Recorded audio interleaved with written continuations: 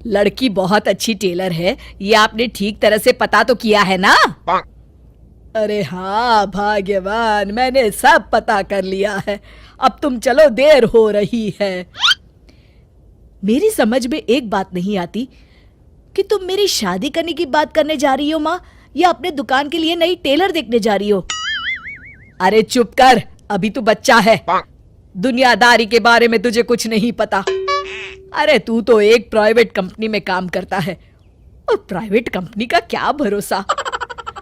लेकिन माँ, अरे तेरे पिताजी से पूछ ले, इन्होंने अपनी जिंदगी में कितनी नौकरी पकड़ी है और छोड़ी है। अरे वो तो मैं थी जो सिलाई करके घर चलाती थी। अरे बेटा, बुरा वक्त कभी फोन करके नहीं आता। टेलर बहू लाऊंगी तो मेरे साथ दुकान में सिलाई करेगी, समझा? चल अब। दोपहर होने तक तीनों लड़की वालों के घर पहुंच जाते हैं। सभी बातें और चाय पानी होने के बाद, बहन जी, आपका बेटा रोहित एक अच्छी कंपनी में काम करता है और अच्छी तनख्वाह भी है। बस हमें और कुछ नहीं चाहिए। हमें आपका बेटा बहुत पसंद है। हमें भी आपकी बेटी मीना पसंद है जी। मुझे लगता है हमें बच्चों को भी आपस में बात करने का मौका देना चाहिए। हाँ हाँ, आपने बिल्कुल सही कहा भाई साहब। जाओ बच्चों, बाहर जाके बात कर लो। अरे आप रुकिए जी। अच्छा ये बताओ बेटी, तुमने सिलाई कहाँ से सीखी है?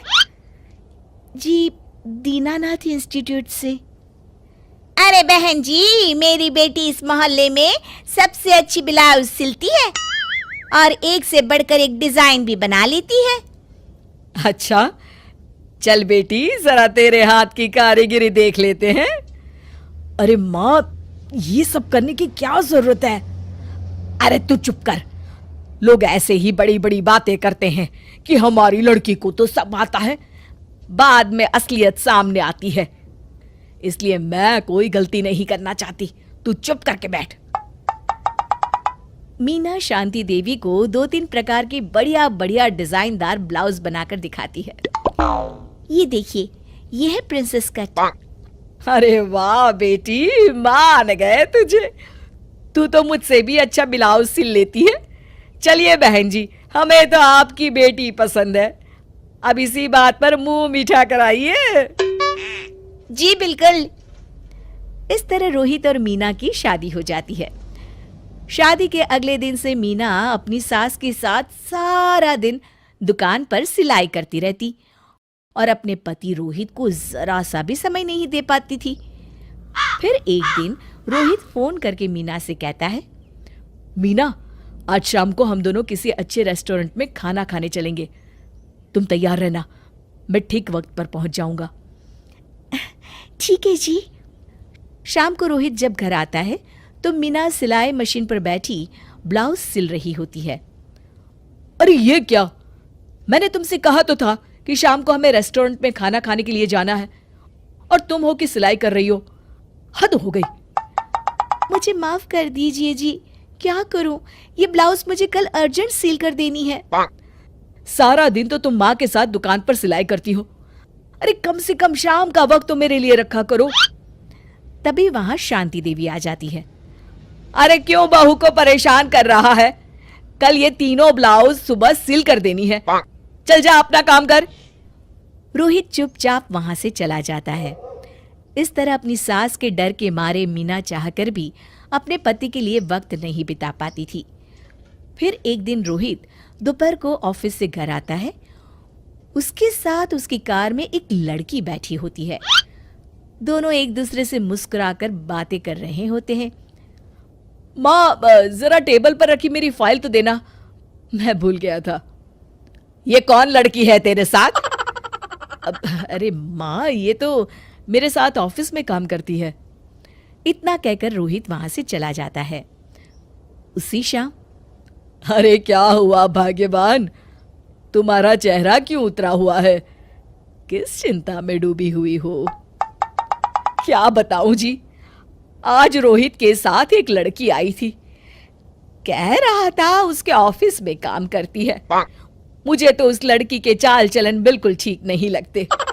कहीं दोनों के बीच कोई चक्कर तो नहीं है। अब अगर चक्कर हुआ भी तो इसमें बुराई क्या है? अरे बड़े अजीब आदमी हो आप, कैसी बातें कर रहे हो? तो और क्या कहूं, तुम घर में बहू के बजाय एक काम करने वाली लड़की लेकर आई हो जो सारा दिन तुम्हारे साथ तुम्हारी दुकान पर काम कर सके। अरे भाग्यवान, शुक्र मनाओ कि मैं शरीफ था, इसलिए मैंने कभी किसी औरत की तरफ आंख उठाकर भी नहीं देखा। पर अब हर कोई तो मेरे जैसा नहीं हो सकता ना। इतना कहकर गिरधारी वहां से चले जाते हैं। शांति देवी समझ जाती है कि गिरधारी क्या कहना चाहते हैं। उसे अपनी गलती का एहसास हो जाता है और वो सोचती है जितनी जल्दी हो सकेगी वो अपनी गलती सुधार लेगी। और इसीलिए 2 दिन के बाद, रोहित बेटा, मैं चाहती हूं कि कुछ दिनों के लिए तू अपनी ऑफिस से छुट्टी ले ले। क्यों, क्या हुआ माँ? अरे कुछ नहीं बेटा, मैंने तेरे और बहू के लिए शिमला की 2 टिकट बुक की है। मैं चाहती हूं कि तुम दोनों कुछ दिनों के लिए बाहर घुमाओ। क्यों बहू, ठीक है ना? सासू माँ की बात सुनकर मीना का चेहरा भी खिल उठता है।